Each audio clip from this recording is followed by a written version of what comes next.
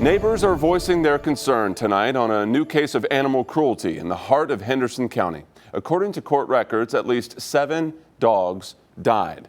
And News 13's Nisha Pettyhome spoke to one resident who says she's been pleading for help for 5 years.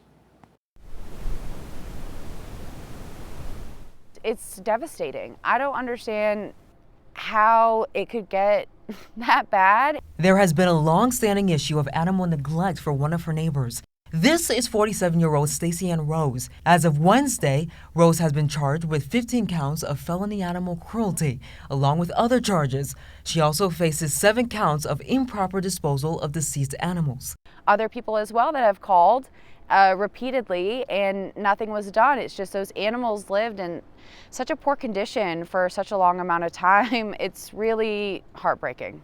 Katie Stansfield, a longtime resident and next-door neighbor, was among the first to raise concerns nearly 5 years ago. The puppy, it kind of smelled and it was wet like pee, unfortunately. So that's kind of how I would describe them. And then the bigger ones were gaunt looking, they looked kind of hungry and their fur was matted.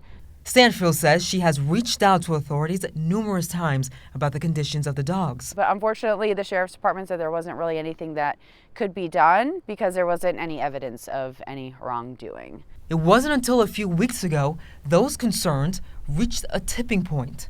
We were out of town. The animals broke out and went onto someone else's property, and the condition that they were in was so abysmal that they took a video and photos of it and then called the sheriff's department. It was then the sheriff's office intervened. They said when this whole thing went down with all the cops that the smell of the dog, even from afar, was horrific. A neighbor said that they had to remove the dogs using hazmat suits.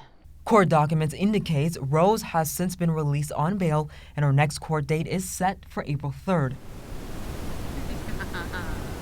Stanfields, on the other hand, says she feels a sense of relief. Ultimately, I'm happy that the dogs are out of there and that someone is held responsible. In Henderson County, I'm Nisha Pettyhome, News 13.